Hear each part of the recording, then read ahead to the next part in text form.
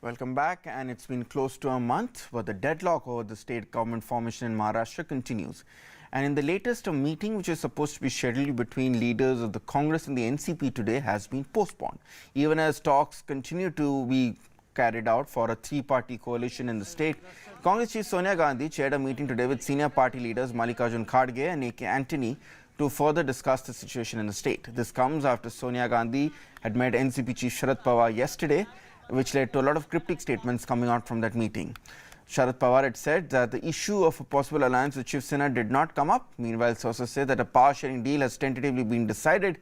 But the Congress NCP will only join in government formation discussions if a consensus is arrived upon on the common minimum program. तयशुदा कार्यक्रम के अनुसार कल कांग्रेस की राष्ट्रीय अध्यक्षा श्रीमती सोनिया गांधी जी और पवार साहब के बीच में बैठक हुई। जैसे पहले तय हुआ था कि कांग्रेस और राष्ट्रवादी कांग्रेस पार्टी के नेता बाद में बैठेंगे, आज वो मीटिंग होनी थी, लेकिन आज इंदिरा जी की जयंती होने के कारण कांग्रेस के नेता अलग अलग कार्यक्रमों में व्यस्त हैं, इसलिए आज की बैठक टाली गई है। Let's go across now to our senior editor for politics, Pallavi Ghosh, is joining us. Pallavi, are we to understand that really all that's the main sticking point between the Congress and the NCP and the Shiv Sena is about the common minimum program? Or is it something much more materialistic as to whether there's a rotational chief minister's post, as to who gets how many portfolios and the seniority of these portfolios? Are these the main sticking points? Well, the common minimum program is just a starting point. You know, it's easier to come out with a CMP, but you're right. I mean, when you come down to a nitty-gritty about who's going to get what in terms of portfolios, in terms of, appointments to corporations or civic bodies or parishads, I think that's where the trouble could start beginning. And that's the reason why the NCP Congress meeting will take place of the leaders in a day or two, we are being told.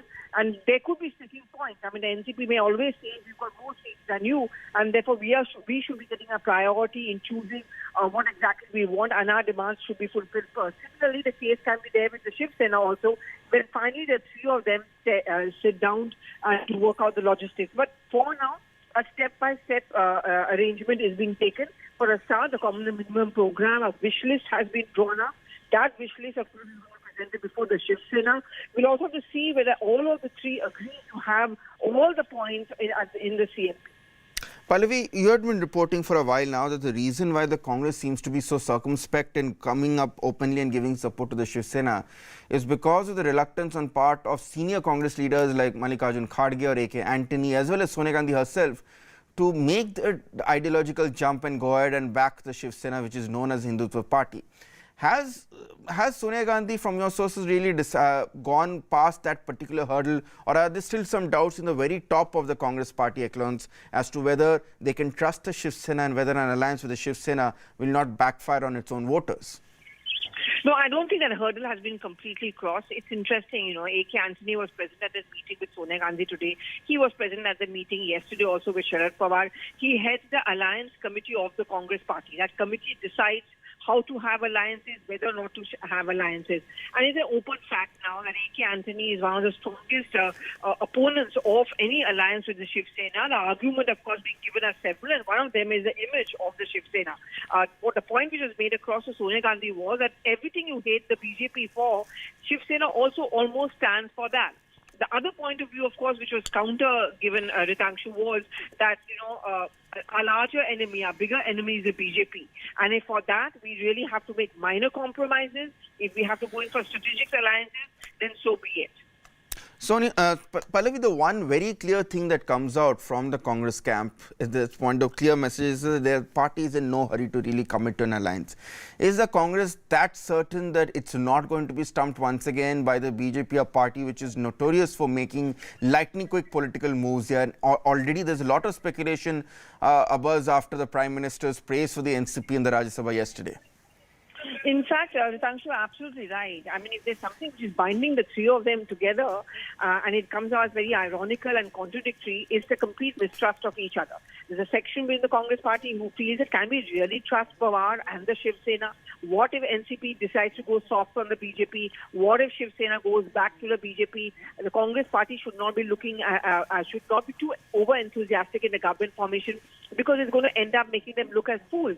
So I think they are all trying to treat very cautiously, and that's where the hitch may come in. But for now, they're all talking in terms of, a common minimum program being a start, and by first week of December, we hope to make the first strong step towards government formation. All right, Pallavi, thanks a lot for getting us that perspectives from the Congress camp. Meanwhile, while it still hopes for a clear yes or no from the NCP and the Congress, the Shiv Sena is definitely not making any public overtures towards going back to the BJP. In fact, the party has launched another attack on its former ally after Union Minister Prahlad Joshi announced Uddhav's party's ouster from the NDA.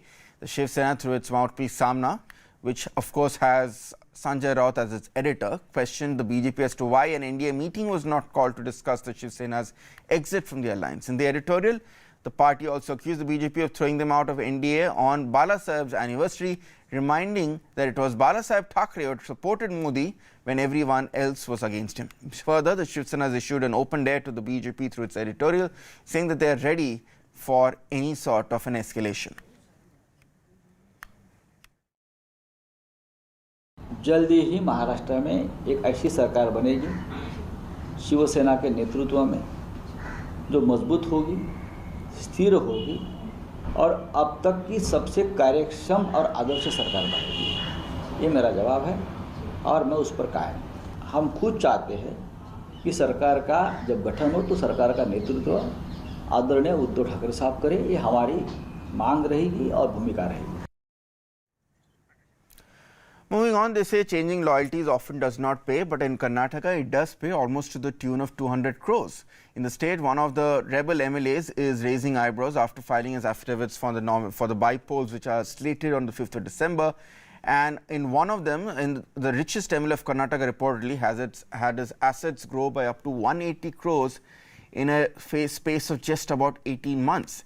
MTB Nagaraj, the BJP's candidate from Hosakote, who was the rebel MP from the Congress who had resigned from the party along with 13 other MLAs, which led to the fall of the alliance of JDS and the Congress, has now disclosed his assets worth 1,200 crores. If you compare it with his assets filed 18 months ago during the state elections in Karnataka, his assets seem to have grown by over 180 crores in just 1.5 years. He has made 53 term deposits between July 15th and August 7th, days after he submitted his resignation as a Congress MLA.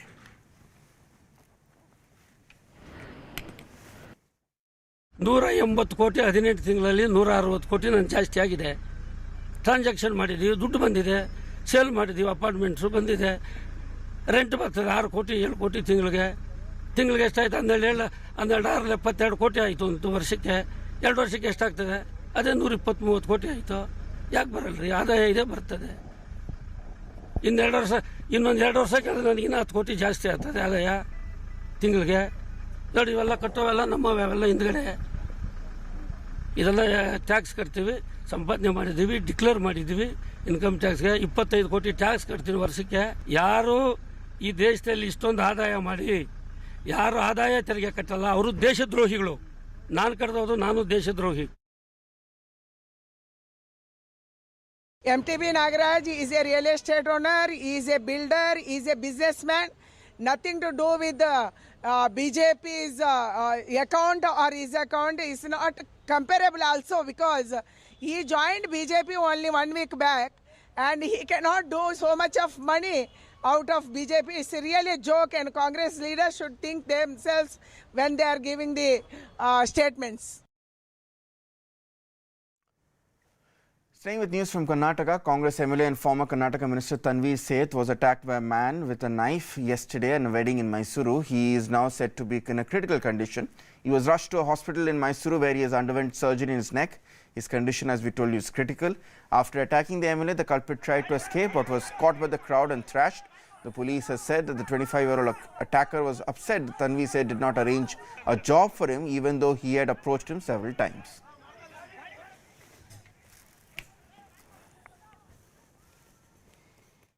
The doctors say that Sait is responding to the treatments. He is off ventilator at this point, but he's still in the ICU. He's still critical, and there's considerable damage to his veins, blood vessels, and internal organs around the neck area where he was stabbed by that youth who had come to attend that wedding in Mysore. He is currently admitted in a private hospital in Mysore, and the doctors say that for at least next 24 hours he'll still be in the ICU. He'll still be under observation, only after which they can give an update. But for the time being, he's responding to medical treatment, but still continues to remain critical, and there is significant damage to blood vessels, veins, and internal organs around the neck area, for which he underwent a surgery, and there was a lot of loss of blood as well when he was brought to the hospital. But it'll take some time before the doctors can give the next update. Moving on now across to BHU, Banaras Hindu University, where students are protesting over the appointment of a Muslim professor for teaching Sanskrit at the institution. BHU students have been sitting outside the Vice-Chancellor's residence demanding the cancellation of the Sanskrit scholar's appointment. The Vice-Chancellor has clarified that the appointment was made by a duly appointed selection committee in accordance with applicable rules and regulations. However, the students remain undeterred and are conducting a purifying ritual within the campus. No classes have been held since Firoz Khan joined as an assistant professor in the literature department in the Sanskrit Vidya Dharma Vinjanan on the 7th of November.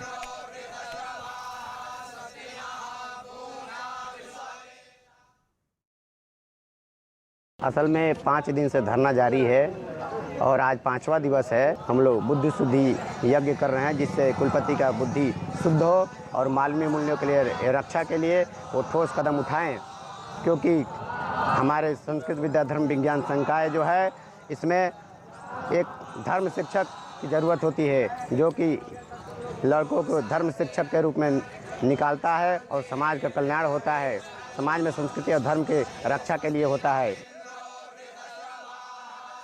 यज्ञ की तस्वीरें दिखाऊं कि अभी कुछ देर पहले ये यज्ञ यहाँ पर हुआ है और यज्ञ जब खत्म हुआ है और उसके बाद अब छात्रों ने यहाँ पर हनुमान चालीसा का पाठ शुरू कर दिया है, हनुमान चालीसा कर रहे हैं।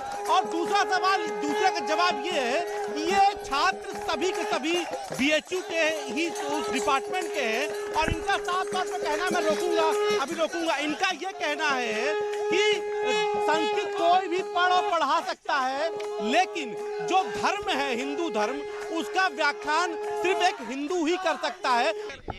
देखिए, हमारी लड़ाई किसी हिंदू मुस्लिम से नहीं है। जो हमारा धर्म विज्ञान है, जो हमारे वेदांग हैं, उनको पढ़ाने का अधिकार केवल सनातन धर्मावलंबियों को ही है।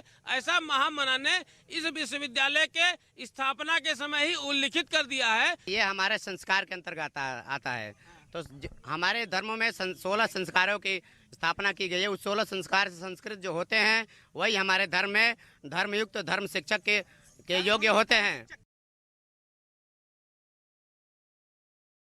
आज भी धरना यूं ही जारी है। यहाँ पर वेद पाठी छात्र हैं, तो संस्कृत का वेदों का उच्चारण हो रहा है। तो अब क्या है पूरा मसला, तो पहले हम छात्रों से जानते हैं और उसके बाद फिर बात करते हैं। आप लोग जो है किस बात को लेकर पिछले 12 दिनों से अपनी मांग पड़े हुए? देखिए, मैं न्यूज़ 18 के माध्यम से पूरे देश की सनातन धर्मावलंबी एवं देशवासियों को यह बताना चाहता हूं कि यह लड़ाई संस्कृत भाषा की नहीं है, यह लड़ाई हिंदू मुस्लिम की नहीं है, यह लड़ाई हिंदू धर्म सनातन धर्म संस्कृति की है। काशी हिंदू विश्वविद्यालय में 1904 प्रस्तावित योजना में यह उल्लिखित है कि काशी हिंदू विश्वविद्यालय में एक वैदिक कॉलेज की स्थापना हो, जो सनातन धर्मावलंबियों के अनुसार चले एवं उसमें सनातन धर्मावलंबियों का ही प्रवेश हो, अन्य सभी विरुद्ध धर्मियों का प्रवेश वर्जित है। तो मैं यह बताना चाहता हूं कि काशी हिंदू विश्वविद्यालय में इन सारे नियमों को दरकिनार करके जो यह नियुक्ति पक्षपात पूर्वक हुई है, इसकी सर्वोच्च स्तरीय जांच होनी चाहिए और जो भी लोग इसमें दोषी हैं उनके खिलाफ कार्रवाई होनी चाहिए। जयपुर के पास में बगरू में हम उस संस्कृत स्कूल के अंदर हैं, जहां से डॉक्टर फिरोज़ खान ने संस्कृत की पढ़ाई की। यहाँ पर हमारे साथ स्टूडेंट हैं और उनके गुरुजन हैं, जिन्होंने उनको संस्कृत पढ़ाई, अलग अलग सब्जेक्ट पढ़ाए। जाहिर तौर पर अपने शिष्य के साथ जो कुछ हो रहा है, तो इनमें एक नाराज़गी भी है और दुख भी है। बुरा लगा, ऐसा नहीं होना चाहिए था। और संस्कृत का ठीक है, संस्कृत हमारी देववाणी है, लेकिन उसमें सबको मौका मिलना चाहिए। उसमें हिंदू मुस्लिम वाला जो ये वाली बात ये नहीं उठनी चाहिए थी और उसको नियुक्ति मिलनी ही चाहिए। विरोध नहीं करना चाहिए। होनहार बच्चा है, संस्कृत तो कोई भी पढ़ा सकता है। जब वो यहाँ पढ़ी है उसने तो पढ़ा भी सकता है। अब जो उस जगह उसके साथ हो रहा है ये अच्छा नहीं है, एक भारत के लिए अच्छा संदेश नहीं है ये। इसलिए मैं मानता हूँ कि उसको अपने पोस्ट पर उसकी प्रतिभाओं को ले जो प्रतिभा ली है उसका लाभ पूरे देश को मिलना चाहिए। उस बच्चे को यदि इस तरीके से हीन भावना से देखा जाएगा तो ये संस्कृत का बहुत ही अनादर है। योग्यता उनमें बहुत है और योग्यता के आधार पर उनका नियुक्ति हुई है उनकी, इसलिए ज़रूरी है कि इस विवाद को ख़त्म किया जाए जल्दी से।